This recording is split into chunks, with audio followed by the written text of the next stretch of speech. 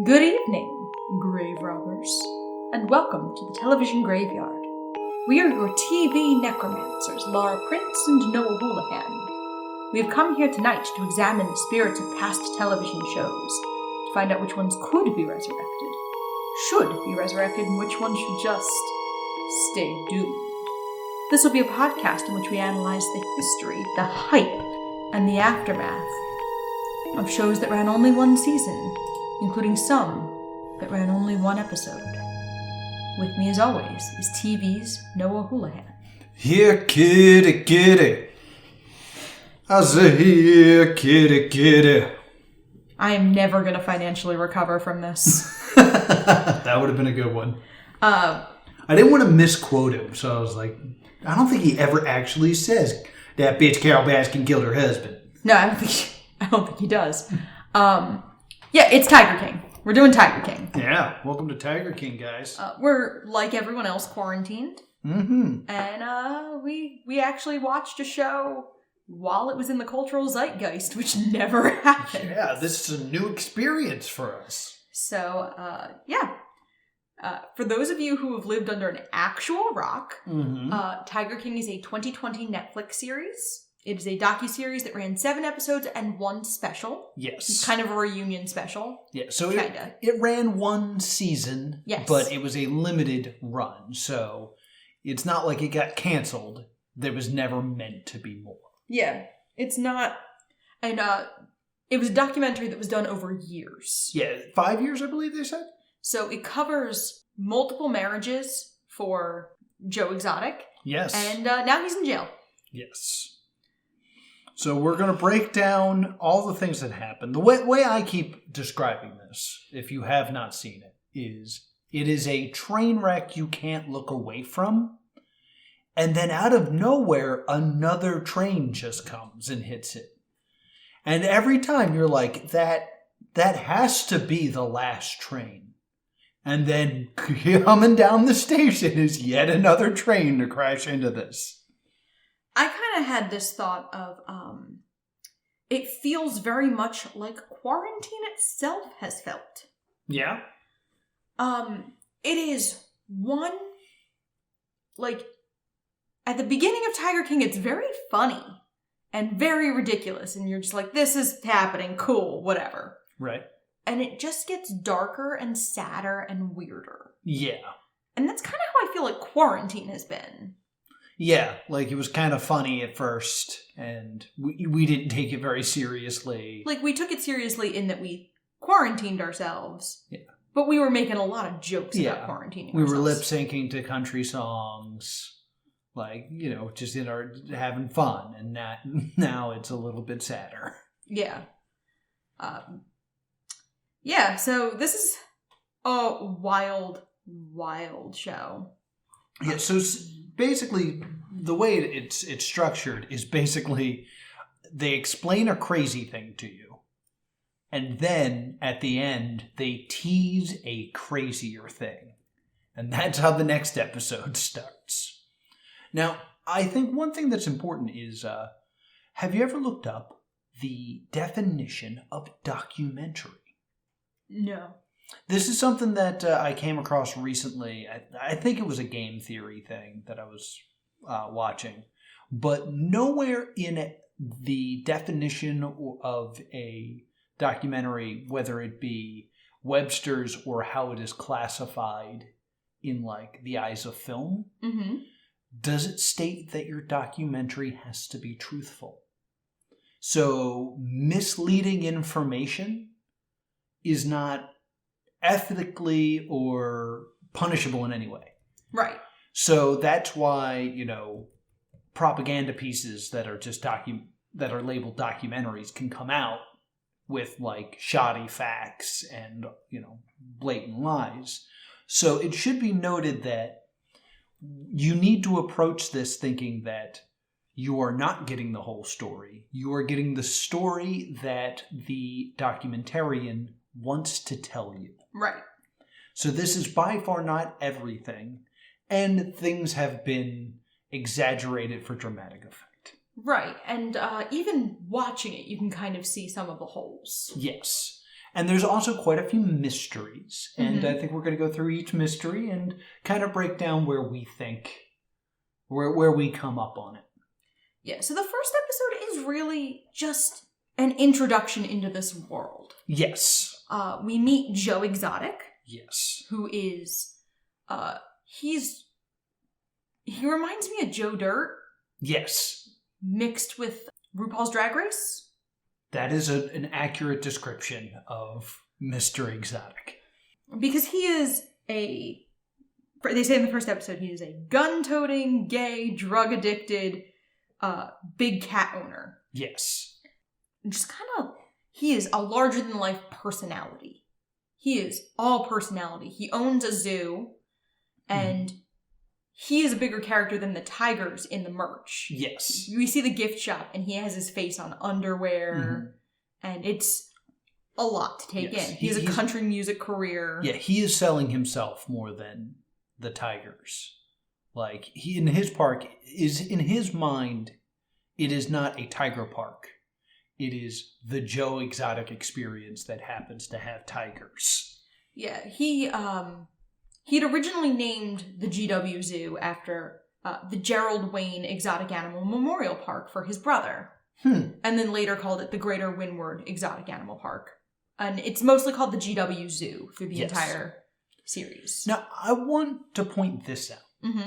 The opening to this, we're going to be introduced to the three main tiger owners and a few other, like, sporadic tiger owners that we don't see as often. Right. But one of the first things they try to tell you is, man, tiger owners are weird. Yes. But they're not like those monkey people. Yes. Like, that is the opening. It's just like, look, before we get started, I know you're about to see some weird stuff. It's not as bad as the monkey people. Yeah. They're out of their minds. Which I guess is like the only sequel hook you can really think of here. Is like eventually someone has to make the monkey people documentary. Yes, the Monkey King. Because people who own exotic primates as pets, they are a strange animal to have as a pet because people don't realize how dangerous they are. Yes, they're very scary. Like a tiger. Yeah, that tiger can rip my face off. I know that looking at the tiger. I am not necessarily going to think that the cute chimpanzee has that kind of strength, but it does. Yeah, it also has the power to plot, which is what makes it so scary. Because, well, I want to bring this up to you. We went to the zoo. Yes. A while ago. And they had a tiger.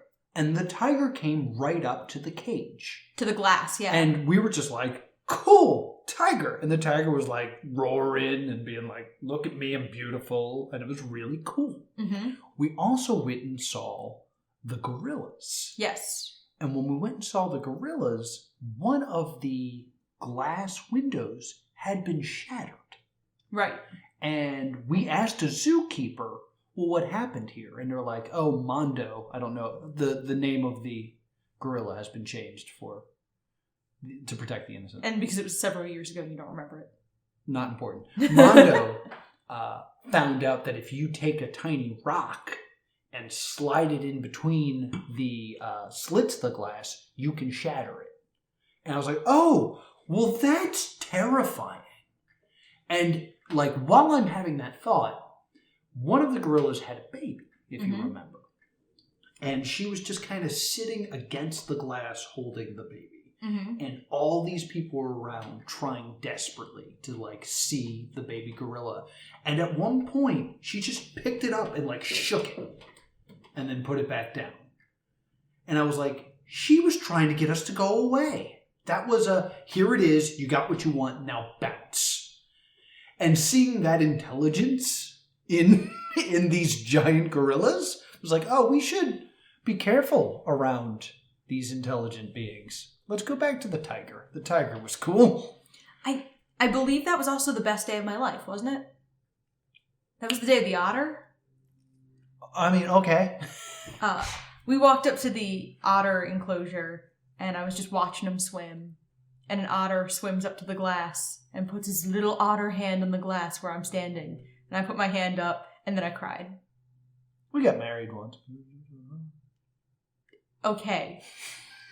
The otter approached me and put his little otter hand on the glass. This is not your time to argue why the otter was better.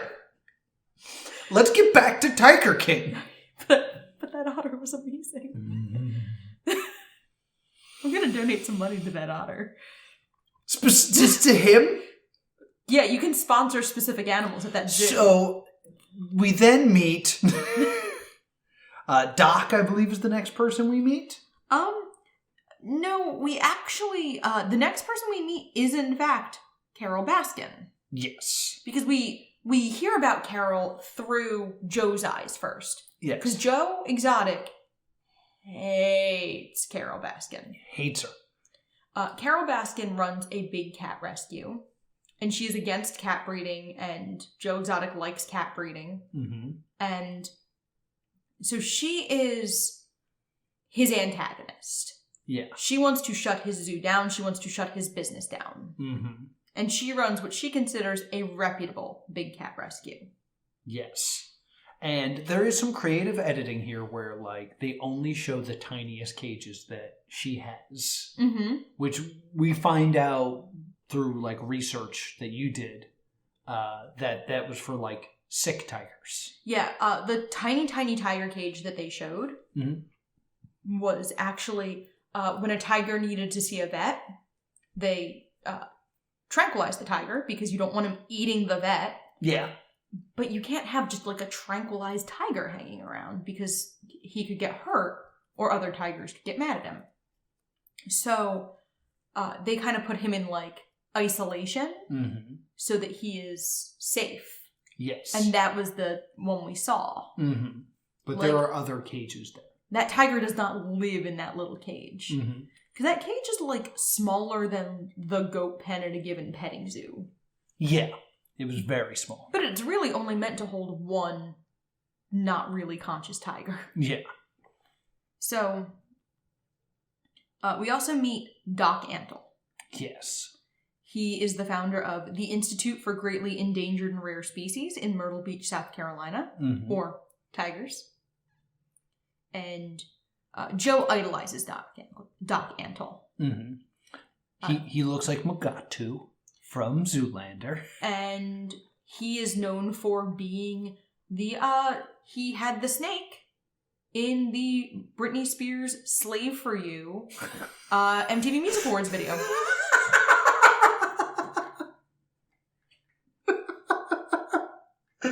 Oh, what a great fact.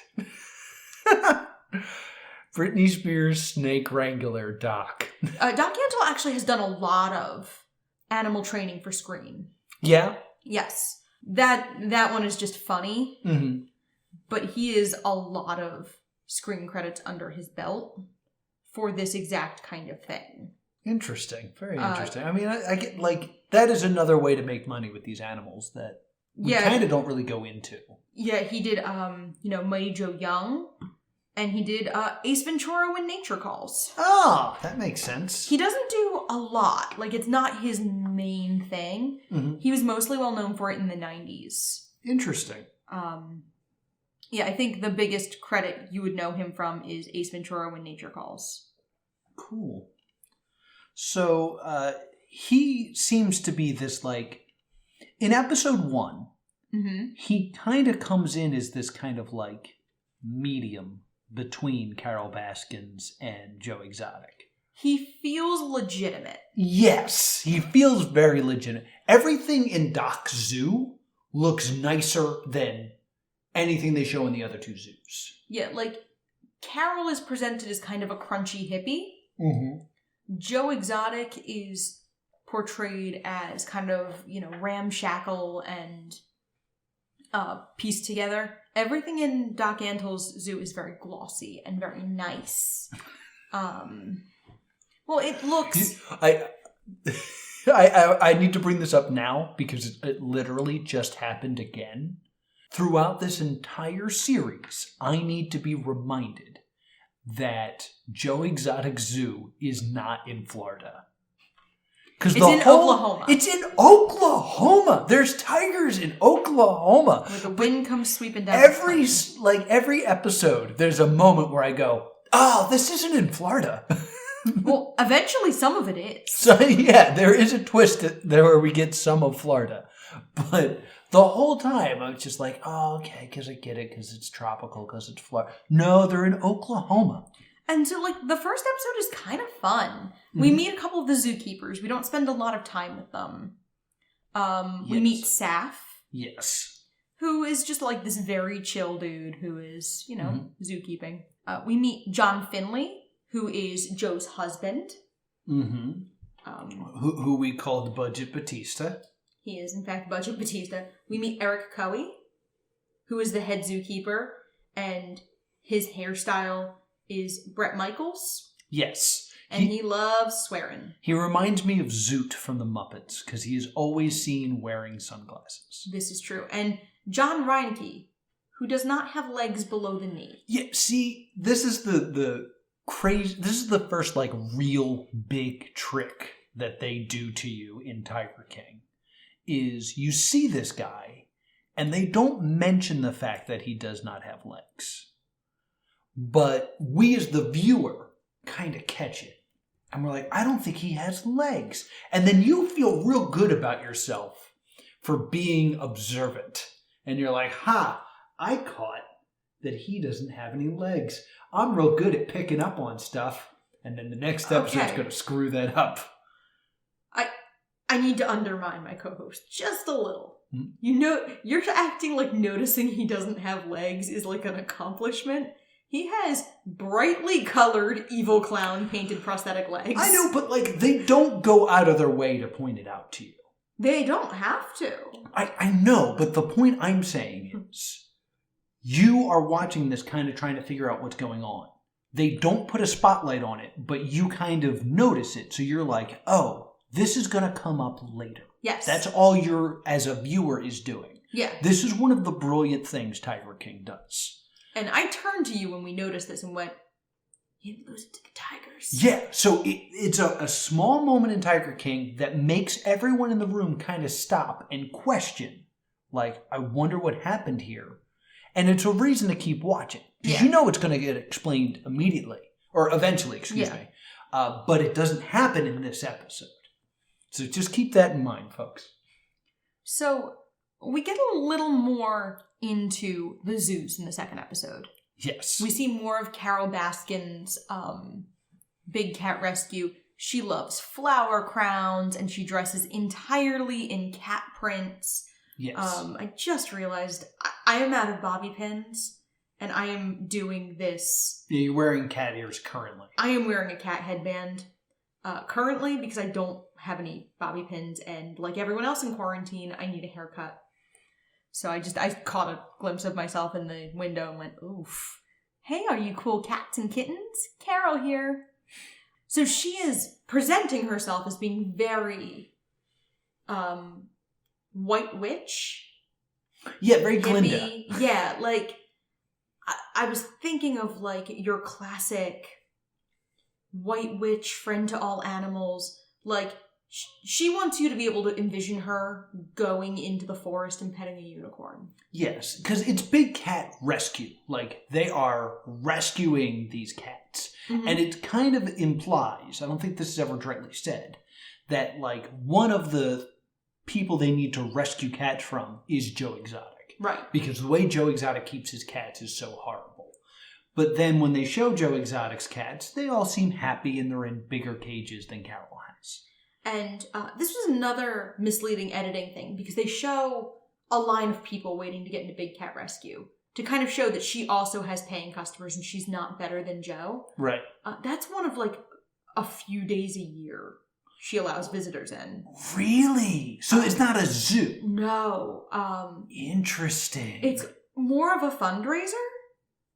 Oh. It's, they let people in to look at the cats and whatever. And it's kind of how they finance the zoo. This is not uncommon. For a friend's birthday, I'm planning to take her to a wolf rescue. Right. in our state that does something similar, but you have to make an appointment. It's only like 1 day a month. So it's not uncommon for legitimate animal rescues to have these kind of visiting hours and visiting days because it's a way to make money. Yeah. They are not... it's never going to be the greatest thing to do to be like, humans, come look at these animals. Like, it's always going to kind of suck for the animals, but doing it a few times, even like 1 day a month. I didn't look into how often she does them, but it's not an everyday thing. It's not even an every week thing. Right. Like, what the source I found said a couple of days a year. Which is why there's such a huge line, because this was an event. This is not something that she did every Saturday, even. Meanwhile, at Joe Exotic's zoo, now we talked about how we noticed how John didn't have legs. We did not notice that Saf was missing an arm. That's the trick! Like, they don't show you that Saf is missing an arm. Like, but they trick you by having you look at this guy's legs and being like, his legs are gone. I'm really observant because I picked up on no arm. We talked to this person a bunch of times. How did I not see this? And we because the documentary has been following Joe around, and Joe has been also doing footage for a reality show, we have footage of the day Saf loses his arm. Yes. We watch Joe Exotic go into the gift shop and offer, like... Ladies and gentlemen, before you hear it on the news, I'm going to tell you myself. About an hour ago, we had an incident where one of the employees stuck their arm through the cage and a tiger tore her arm off. I can give you your money back, or I can give you a rain check. Okay, so two quick things I want to point out here. Yes. One, it's insane to me that Joe Exotic goes in and doesn't just simply say, we've had an injury. We cannot have guests today.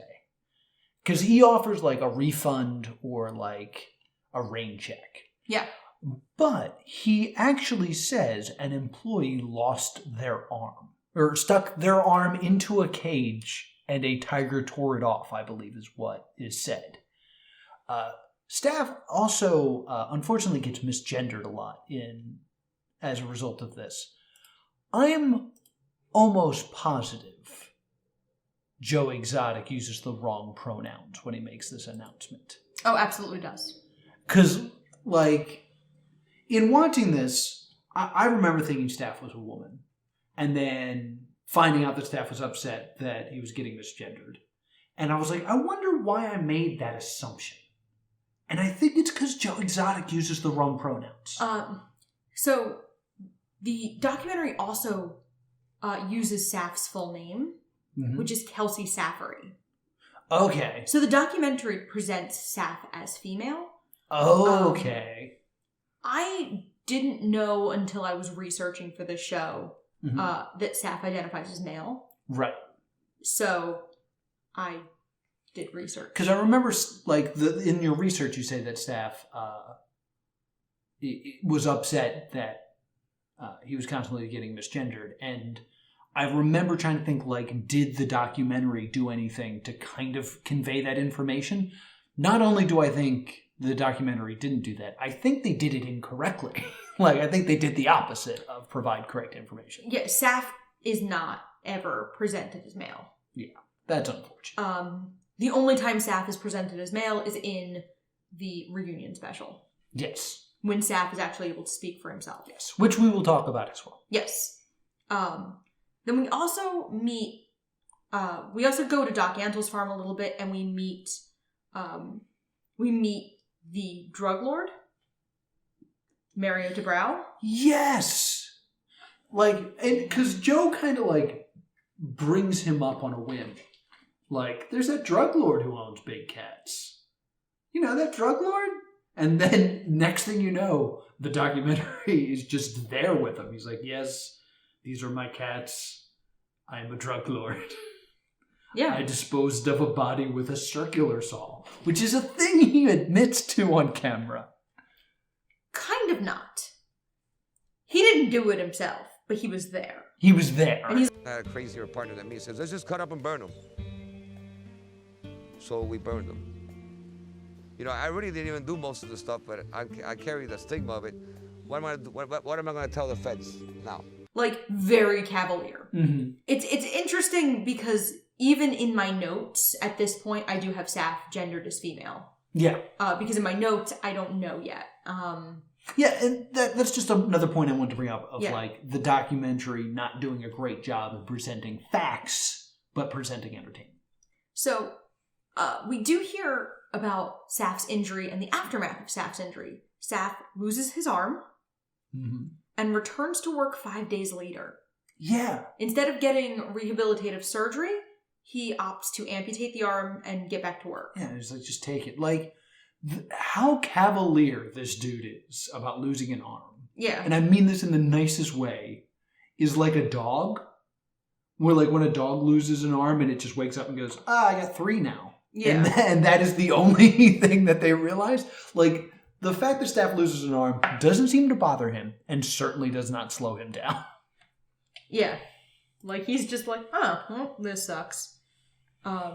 No, he doesn't even say it sucks. He's just kind of like, it happens. Yeah. He's like, well, you know, I have a job with tigers. It was bound to happen. And Joe Exotic very much blames Saf for his own accident. Yes. Doesn't blame the tigers, doesn't blame just misfortune. It's Saf's fault he reached into the cage. And this is when he says, I'm never going to financially recover from this, I believe. Yes. Yeah. So, like, the fact that they have footage of one of his employees having been mauled by a tiger being taken out in an ambulance and him going, what am I going to do? He also pulls on an EMS jacket. Because it has to still be about him. It has to be about him. It's insane. And this is something we're going to see a lot of with Joe Exotic is he is extremely narcissistic. Everything needs to revolve around him. Mm-hmm. And then we go to Doc Antle. And there's a montage of everyone trying to figure out how many wives and girlfriends Doc Antle has. Yes. No one knows for sure.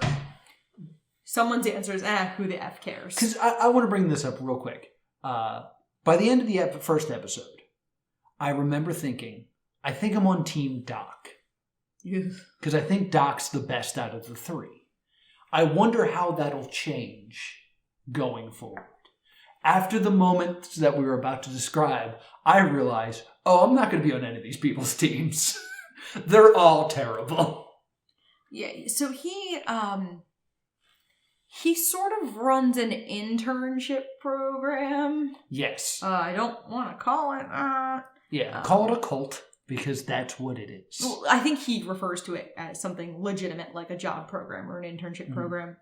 And he attracts a lot of young women who are fond of animals. And there is significant sexual grooming. Yes. We do have one young woman who has escaped. Mm-hmm. And she kind of interviews about what's really going on, how, like, they're given different names. Yes.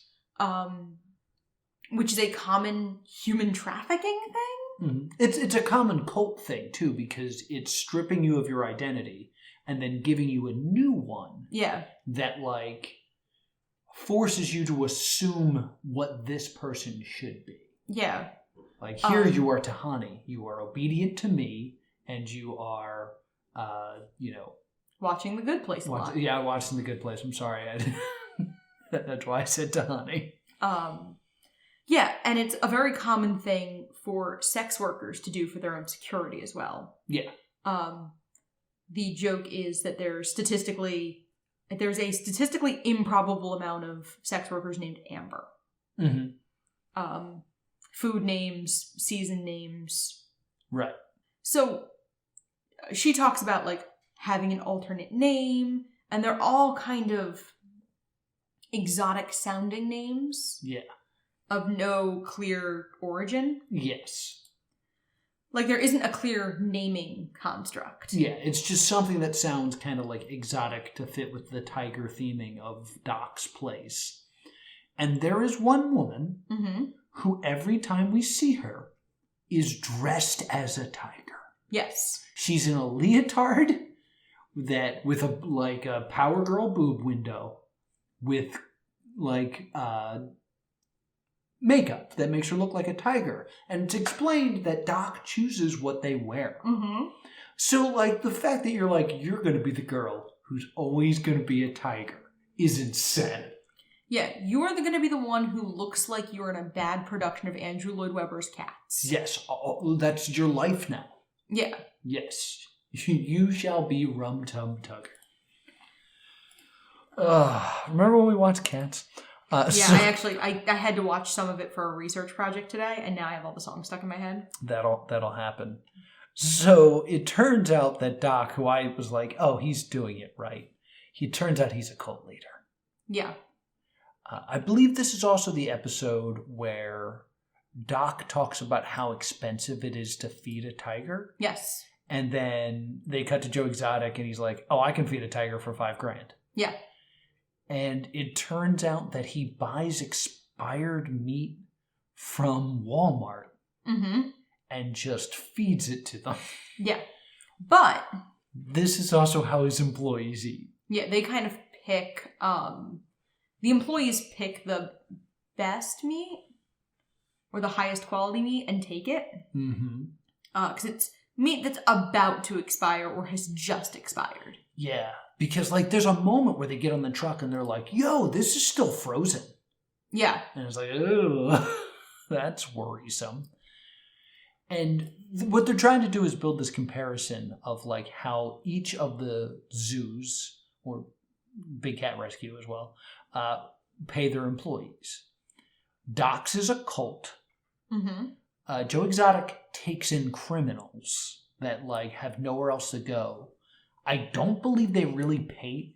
I forget what he says he pays them. I don't think he does. I think he just gives them room and board and food. Is this Joe? Joe. He gives them a pittance, $100 a week.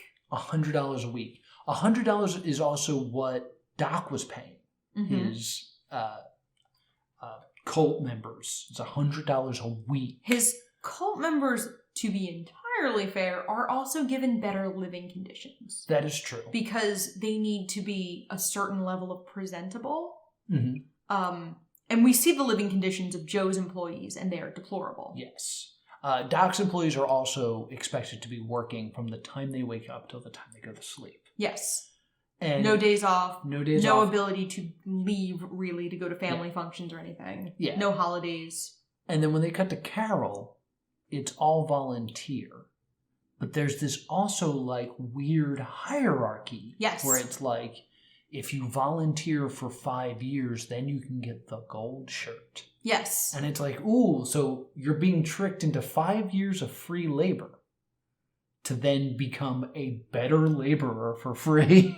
Yeah, it's this hierarchical system, and she admits that below a certain rank, she has no idea who they are. Yes. That being said, we don't hear a lot about the demand she puts on them. Yeah. So these could be weekend warriors who are, there a couple days a week or one semester or... Yeah, it's one of those things where, we don't hear a lot about this part, so they kind of, again, try to make Carol as bad as everyone else. Yeah, and, while it should be paid work, because they're putting in work, if you have a group of people that are willing to do it for free, for the price of a t-shirt, I would be lying if I wouldn't take advantage of that fact. If I had a company and all these people were like, can I just help? I'd be like, yeah. I mean, there's a wildlife rescue that I wanted to volunteer at this summer. Exactly. For the low price of a t-shirt and the possibility of petting a raccoon. Yes, and that's what these people are working for. The possibility of petting a tiger and a t-shirt. So I kind of get it. Yeah, I get it, but they try to kind of frame it it's just as bad as the guy with all the sex slaves. Yeah. We also meet Joe's husbands. Yeah, it turns out another one shows up. Yeah, we've met John Finley before. Yes. And we also now meet Travis Maldonado, who is very, very young. Yes. And identifies as heterosexual. Yes. Until Joe Exotic literally does a Ron White bit at him. Yes! Do you watch porn? He says, yeah. I said, well, do you enjoy the guy with the little one doing her, or do you enjoy watching the guy with the big one doing her? And he says, well, obviously you want to watch the guy with the big one. I said, well, you ain't that straight. I'm like, all right, do you like porn? He goes, yeah, I love porn, you know that. I'm like, oh, do you only watch scenes with two women together? He goes, no, I watch a man and a woman making love. I'm like, oh, do you like the guy to have a small, half-flaccid penis? He goes, no, I like big, hard, throbbing cock. Now, speaking of comedians, I believe this is an Adam Ferrero bit or a Greg Girardo. He claimed that the greatest love story ever told is Siegfried and Roy. I didn't even used to believe in soulmates, the whole concept of soulmates. I never believed in soulmates until I saw Siegfried and Roy. Because there you got a gay lion tamer who hooked up with another gay lion tamer. What are the odds of that happening? Talk about holding out for Mr. Right. That seems like a pretty beautiful story. People say they can't find someone who shares their interests. Two German dudes play with tigers in the middle of the desert. That doesn't seem vaguely biblical to anybody else. And then Joe Exotic's got two husbands. Yeah, it seems less, it actually seems less, implausible than you would think. Yeah, apparently, like, it's very common. And then we see their wedding, their throuple wedding. Yes. And I want to point this out. It's Joe in between these two men. And Joe kisses both of them, but they don't kiss each other. Yeah, they're not really in a relationship with one another so much. Yes, it's not a triangle. It's I don't know, a V or a carrot. Yeah, I get that. So it's a very odd situation. But like at this point, I'm kind of like, good for Joe Exotic. He found. Like, if I'm not going to judge, it's good for his lifestyle. It's good for his lifestyle. That's great. It's going to take a while for all that to fall apart. Sure is. We meet Carol Baskin a little more, and we see like some B-roll of her riding her bicycle. We get a lot of B-roll about like how Carol Baskin presents herself. Yes. This is also meant to mirror Joe, because Joe has his own TV studio that he makes these like weird videos. Yeah, and we see her social media presence as well a bit. Yeah, she kind of does the same thing, is the thing that they're trying to present. The difference is Joe will threaten to put cobras in Carol's mailbox, and then does it. He also flies a helicopter over her facility, and the noise and chaos instigate a seizure in a tiger. Yes. He also posts her address online. Yeah. Like, it's very weird and terrible. Because Carol's trying to get Joe shut down because he breeds cats for profit. Mm-hmm. So we haven't talked at all about Carol's second husband here. Yeah, we haven't really seen much of him yet. Okay. So we can save him for later? Yeah. Okay. We'll come back to Joe. We're going to spend a lot of time on Carol Baskin's first husband. Yeah, let's go in order of husbands. Yes. The next episode is entirely about Carol Baskin's husband. Yes. This is when it becomes a true crime show. Yes. Everyone else that we talk to believes that Carol Baskins killed her husband and fed him to the tigers. Yes. Carol explains that she met her husband because she was walking in the rain. Yes, she was out late at night walking in the rain. And he was out, he had a fight with his wife. Yeah. And she just, I guess, looked too beautiful to him. And he picks her up and takes her to a hotel. Now, something that needs to be addressed is that's also she might have been a sex worker at that time. Oh, really? Yeah, she was apparently walking around in an area that was kind of a red light district. Oh, they don't say that, do they? No. She is extremely young when this happens. So, like, this is a crime. Interesting. He is actually not her first husband. Oh, what? This is in the show. She was married before in a bad marriage. Oh, yes, I got this confused. You're right. Yeah, she was married before and was in a bad marriage, and she breaks up with him for her husband, Don. Yes. And Don is very rich. Don is very wealthy. Don is very selfish. Mm-hmm. When Don marries Carol, he essentially disowns his previous wife and their children. Yes. He cheats repeatedly on Carol, Mm-hmm. and he is planning to divorce her. Yes. Also, they buy like 60 bobcats. Yes, they also buy a ton of cats. Because he likes bobcats. And everyone else just assumes that Carol fed her husband to the tigers. Yes. And Don's ex-wife is interviewed, and she says he was afraid of Carol because he would never have gone to the police, and he had gone to the police to get a restraining order out on her. Right. His secretary goes on the record of saying that, like, someone broke in and stole all of his documents, or Carol keyed in legally and took all of his documents. So this really sets up the narrative that Carol has killed her husband and fed him to the tigers. Yes. Carol's story is, it is implied that he had some sort of other relationship in Costa Rica. Yes. And he also flies himself. He is a pilot and owns airplanes. But he's not a licensed pilot. Yeah, but he's not a licensed pilot. So he then, one day his car is found at like the airport, and one of the planes is gone, and they can't find him. So there's the theory that he flew away and crashed, that he flew away to Costa Rica and just started a new life, or Carol killed her and planted the van there. Yeah. There's information that when he went to Costa Rica, he didn't fly himself. He usually flew out of Miami, I think they said. Yeah, he flew commercial. Yeah. So,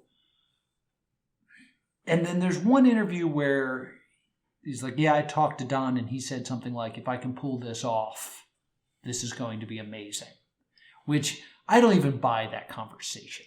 Yeah, and the documentary also provides pretty indisputable evidence that Don was planning to divorce Carol and leave her with nothing. Yes.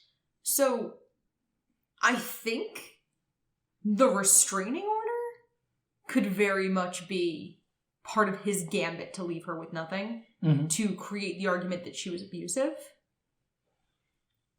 Okay, that makes sense. Because his ex-wife talks about how unusual it would have been for him to get the police involved. Okay. Interesting. And if he had divorced her, he apparently had an ironclad prenup and would have left Carol with nothing. Right. But since he died, they go to the will, which very strangely says, in the event of my disappearance, instead of in the event of my demise. Yeah, it says in the event of my death or disappearance. And very few wills have a disappearance clause. Yes. So, it's uncertain what happened here. We did watch Matt Pat's film theory about whether or not Carol Baskins had the ability to feed them to a tiger. And he basically says no, but if he had jaguars, maybe. Yeah, it's, And we also found out that little bit of misinformation that they try to convey, where they say it's the meat grinder. But they show a meat grinder that is new, and not the one she owned at the time of its disappearance. Yeah, the one she owned at the time of his disappearance was much more akin to one that would attach to, like, a KitchenAid. Yeah, She it's calls a hand it crank. Yeah, like a butcher boy, she says. Yes. It's one that you would see on, like, an older Food Network show. Like, Molto Mario would have had it. So, I ask you this question. Based on what you saw, what is your guess? So, I definitely think Don is dead.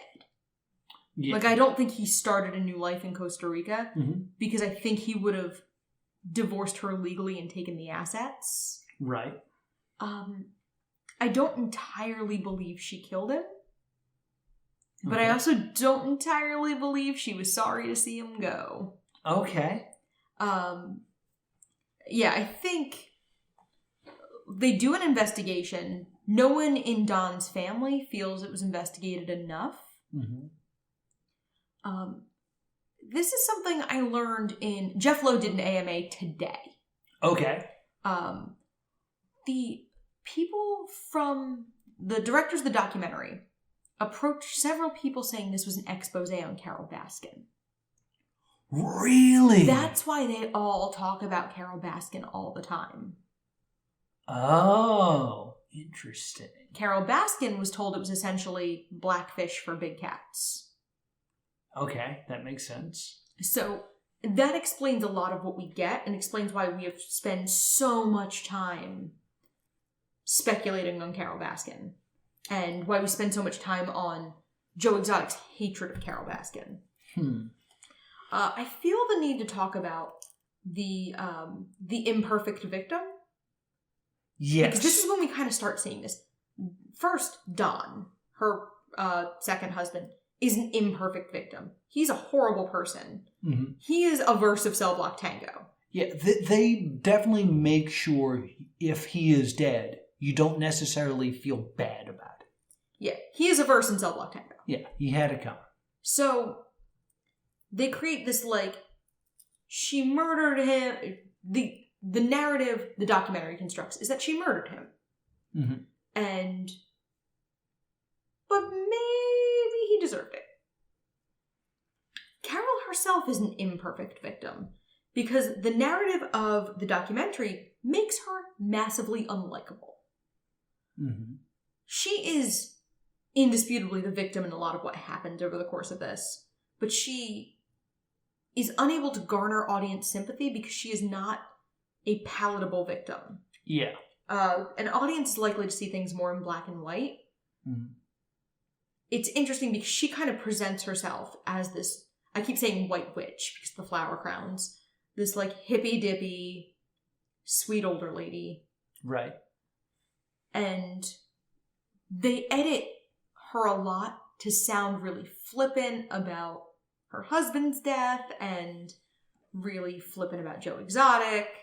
And so she is edited in such a way that she is incredibly unlikable. Mm-hmm. I honestly believe that if I had to guess, I think anything is possible. Like, there's like, if it turned out tomorrow that the news breaks that Carol Baskin's being arrested for the murder of Don, Mm-hmm. I'd be like, oh, that tracks. If Don shows up tomorrow, like, I'm back, Yeah. I would totally believe that.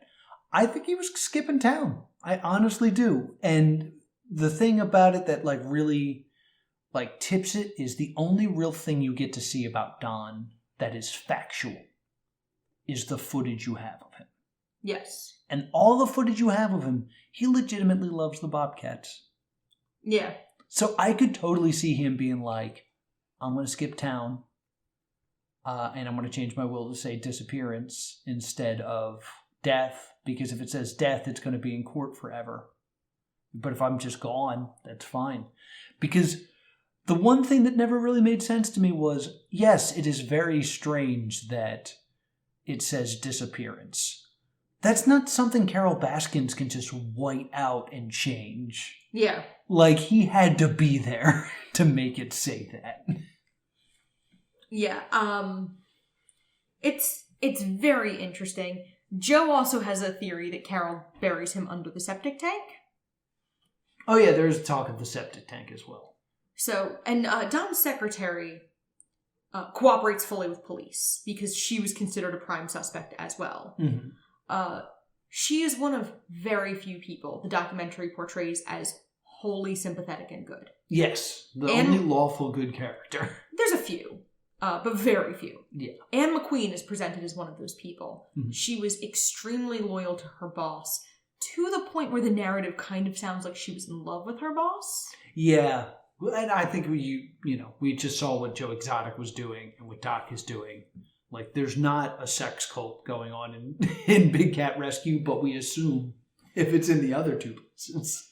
Well, and it's also, since she was never actually romantically involved with him, he didn't treat her the way he treated his wives. Right. He, based on the narrative we see, treats his wives very poorly. He was probably very kind to his executive assistant who had all of his financial records and yes, probably actually had more leverage on him than a wife. Mm-hmm. And also he never had to, like, deal with her not doing the dishes or something. Like, well, I mean, it's a classic trope of, like, the idealized relationship is always going to be better than the relationship you're in day to day. Right. Because your fantasy significant other never doesn't do the dishes. Mm-hmm. Never, leaves the toilet seat up. All of these things are just things that don't happen in a fantasy relationship. So that might have been why they were always very kind to each other, because they weren't really in a relationship. That makes sense.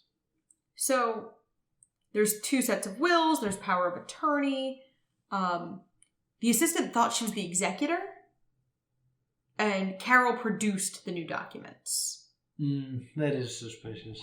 So it's very... there's a line in Harry Potter and the Prisoner of Azkaban where it says Sirius has not acted like an innocent man. Mm-hmm. Carol does not act like an innocent woman. True. But she acts so guilty that I kind of can't believe she did it. Yeah. Like, she is either very guilty or very stupid.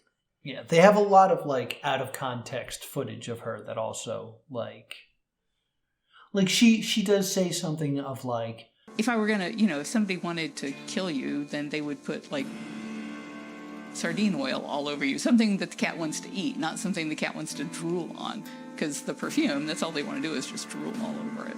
They're just like... Yeah. I was like, oh, that's a little OJ if I did it for me. Yeah, so we also meet her current husband, Howard. Yes. They seem like they are very much in love with one another. I want you to imagine that Mitch McConnell has fallen into a taffy puller. Yeah. That is her husband. Yeah. He does look like a Walmart brand Mitch McConnell. Like a Stretch Armstrong version of him. Like, he's been just, like, pulled out. He's just such a weird looking dude. And he sings to her. Yes. About how much he loves her. He sings If Ever I Would Leave You from Camelot. Yes. And then there's the photo. Yep. From their wedding. And I've heard this said many times. He's dressed as a caveman wearing a leash. Yes. Why did nobody think he looked like a tiger? It's orange and striped, and she's the tiger lady. Yep. Like, why is everybody saying caveman? Yep. Are you looking at it now? Yeah. I'm sorry. Yeah, it's not great. So, the 4th episode is the reality show episode. We spend a lot of time with Rick Kirkham. Yes. Who is a reality producer, who is trying to produce a reality show based on Joe Exotic. Because of course you would. Yeah. Like, he doesn't feel like a real person. It's the golden eggs that are coming out of his ass when it comes to reality TV. And Rich Kirkham, like, he seems like a good dude, but they always show him smoking. So we have been conditioned to think that he's evil. He's also wearing a black hat. And he's wearing a black hat, yeah. He is very much styled in the way that we're supposed to find him evil. He is one of the few people who... I mean, he's not a lawful good. To me, Rick Kirkham is true neutral. I disagree. Yeah. But basically, he's trying to create this reality show, and he's actually the one who comes up with the Tiger King. Because they shoot this, like, intro of Joe Exotic on a throne and all these tigers around it. Yes. And Joe starts acting up for the cameras. Like, anytime the camera's on, he'll scream and, like, fire people and stuff because all this attention's on him. Yes. Kirkham is the gasoline being thrown on Joe Exotic. Yeah, I get this. Okay. So, like... He instigates a lot. He instigates a whole lot, in my opinion. And there's this weird issue, because he has all this footage, and Kirkham will say later that Joe wanted everything filmed. Every misdeed, horrible thing. And, like, Joe goes out and buys explosives. Yeah. He's making death threats constantly. But it then turns out, he then explains to Joe Exotic that Joe doesn't own all the footage. Kirkham does. It's his show, and Joe can't have it without him. Right. So it's just showing how important that Kirkham is. Mm-hmm. And then there's an arson attack. Yes. In the studio / alligator house. / alligator house / place where they kept a lot of evidence. Yes. So it is arguable who committed the arson. The answers are literally freaking anybody. Yeah, the people say that it's Carol Baskins. Yeah. That bitch Carol Baskins snuck in here and blew up my alligators. There's people who think Joe did it himself. Yes. To destroy evidence. Yeah, and to destroy all of Rick's footage of all of his misdeeds. There's also a video of someone leaving right before the explosion that looks like it's Kirkham who does it. Yeah, and Kirkham vehemently denies it because Kirkham says, like, he lost his livelihood in that fire. Yeah, he spent years of his life there, like, creating that. But if he's there filming it, he's also kind of complicit. Right. To quote a known drug lord, I wasn't the one who cut him up with a circular saw, but I was there. Theming! Yeah, Tiger King does this many times. Yes. It's actually beautiful the way they pull this stuff off. So, I will now ask you, who is your guess? I'm going to be honest. I think Joe Exotic did it, and I think it was an accident. That's a fun idea. Because we see multiple, like, we see, what's his first name? The head zookeeper, Eric.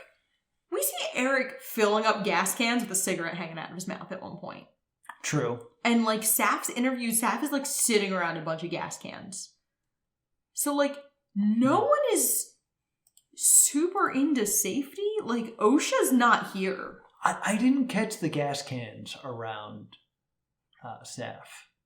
But I feel like the documentarian wants us to think it's Kirkham. Right. Which is why he's always shown smoking. Like, if this was a movie, that is what you would do. Right. I think it's quite possible that it's Kirkham. Because, like, if you're Kirkham and you're sick of this to the point where you're like, it's my footage, you don't own it. Do you really, and you're trying to get out, do you really want to go to court against Joe Exotic for years so you can own this footage of him slaughtering animals and stuff? Yeah, and, like, I mean, Joe Exotic's already in court with Carol and Howard Baskin for copyright infringement. Because Joe kept stealing, like, all of their logos to imitate them. So Joe is already in a court battle at this point. And I genuinely, we see everyone be very cavalier about explosives and about fire. And I kind of feel like, maybe not Joe Exotic, but I kind of feel like somebody does it by accident. And it could totally be duh. Like, of course it could have been an accident. They're all idiots with explosives. Like, and the person we see leaving could be anybody. Yeah. That's I genuinely think it's, I genuinely think somebody just messed up. Makes sense.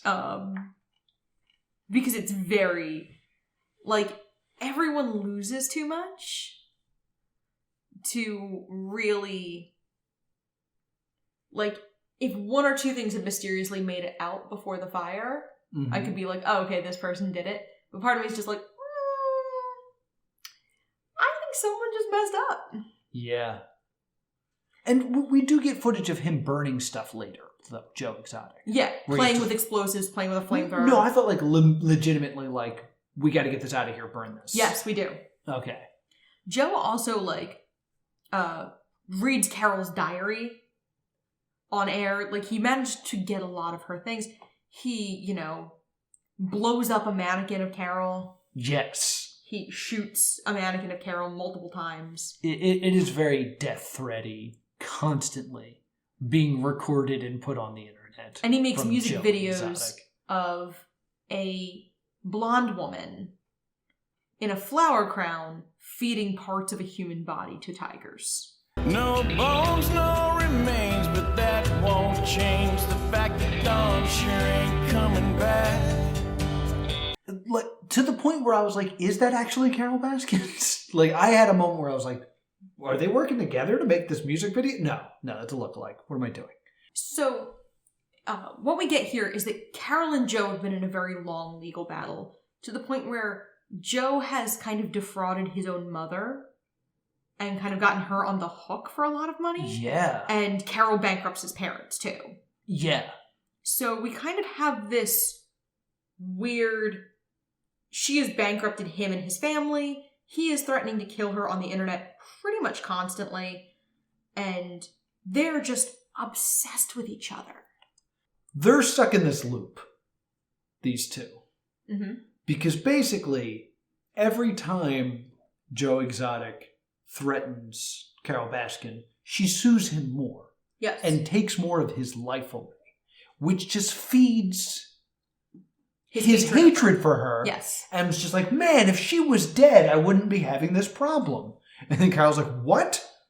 Give me more money, please. So they're in this whole, like, horrible loop where they're just, like, feeding into each other. And, like, I kind of thought this might have ended with them being like, and now they're married. They were in love the whole time. Yeah, and when you talk about Rick possibly having committed the arson of the barn, Carol Baskin had contacted Rick for the footage, which is why I super don't think Rick did it. Right. Because Rick did stand to just be able to sell the footage and really screw Joe. Yeah, that's true as well. And so this is when we meet Jeff Lowe. Yes. Jeff Lowe is 2005 era Bret Michaels. But he's also rich off his ass. So is Bret Michaels. All right, good. All right. So, you know, he has a young, beautiful wife named Lauren. Yes. And he is extremely wealthy. He ran, like, these things in Vegas where it was essentially a party bus where you could pet baby tigers. Yes. And he also would have hotel room parties where you could pet baby tigers. They're swingers. Lauren and like Jeff. like hardcore. Yeah. So Jeff kind of seduces Joe into selling the zoo to him. Yeah, because he is so financially bankrupt Mm-hmm. that he needs help. And he kind of comes in as like a guardian angel and is like, I'll pay for all your debts. And basically steals the park from him. Yeah. Joe thinks it's more of a figurehead situation where, like, Jeff Lowe's going to own the park, but it's still going to be the Tiger King Park. Mm-hmm. And that's kind of how that episode ends, is with the implication that that may not be the case. Well, it's weird because basically they're like, that's how Jeff stole the park. And the way he stole the park was he went up to Joe Exotic and said, I see that you're having financial problems. Let me buy the park from you. Yes. And Joe Exotic says, yeah. And then goes, hey, where's my park? Yeah. He took my park away because I sold it to him. How dare he? Yeah. He gave me money, and In I exchange. gave him my park, and now I don't have the park anymore. Yes. Thief! And I spent the money. Yeah, he did spend the money. So now I don't have the money either. It's not fair. So, yeah, that's how episode 4 ends. Yes. With the implication that Jeff may not be the angel investor he thought he was getting. And that's going to bring us about halfway through this series. There was a lot more to say than I realized on this. Yeah, and we're about an hour in, so I think this could be a two-parter. I agree. 2-parter. So we'll be back with more Tiger King next week here on the Stay Doomed Show. Don't worry, there's plenty of more trains to crash into this train wreck. Yeah, we're like not even done.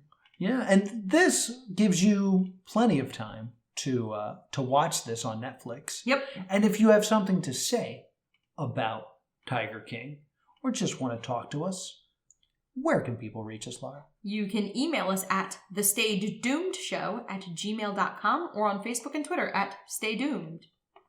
And if you want to talk to me about your conspiracy theories on whether or not Don is alive or if Carol Baskin fed her to the tigers, I'm at TV's Noah. If you want to have more conversations about documentary narrative and how certain people are constructed to be imperfect victims, I'm at Priorities. I'm interested in that as well. You can go ahead and include me on that as well. Okay, Joe Exotic, having to make it about you. Yeah, it's me. I have a gun.